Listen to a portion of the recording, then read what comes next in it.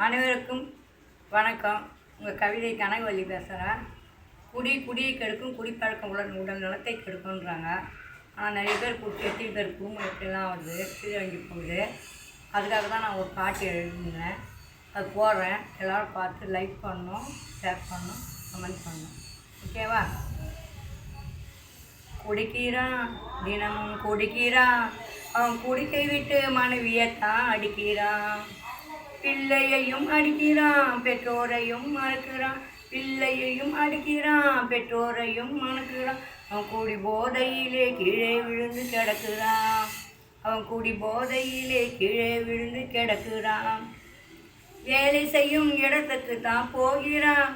மனைவி வேலை செய்யும் இடத்துக்கு தான் போகிறான். பணம் வாங்கி கொடு என்றே தான் அடிக்கிறான். புல்லாக குடிக்கிறான், போதையிலே திளைக்கிறான். புல்லாக குடிக்கிறான், போதையிலே திளைக்கிறான். அவன் குடலில் வந்து சாகத்தானே கிடக்குறான். அவன் குடலில் வந்து சாகத்தானே கிடக்குறான். சாப்பாடு இல்லை என்றால் இருக்கிறான். சாப்பாடு இல்லை என்றால் இருக்கிறான். அவன் சாராயம் இல்லை என்றால் அடிக்கிறான். கையிருப்பையும் குடிக்கிறான், கடன் வாங்கி குடிக்கிறான். கையிருப்பையும் குடிக்கிறான், கடன் வாங்கி குடிக்கிறான். அவன் வீதியிலே அசிங்கப்பட்டு நிற்கிறான்.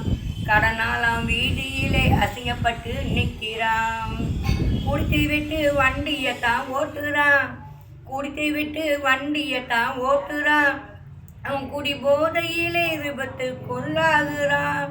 அவன் குடி போதையிலே விபத்துக்குள்ளாகிறான்.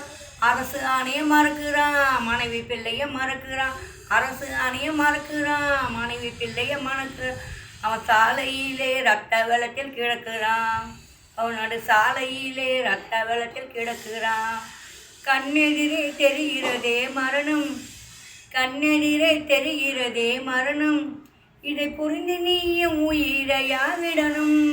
வாயோ உளறி பேசுது, வெட்டி கீழே கிடக்குது.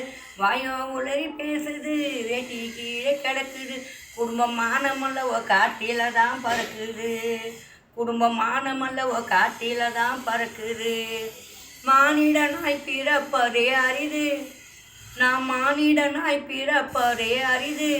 நாம் மகிழ்ச்சியுடன் வாழ்வது தான் பெரிது. நாம் மகிழ்ச்சியுடன் வாழ்வது தான் பெரிது.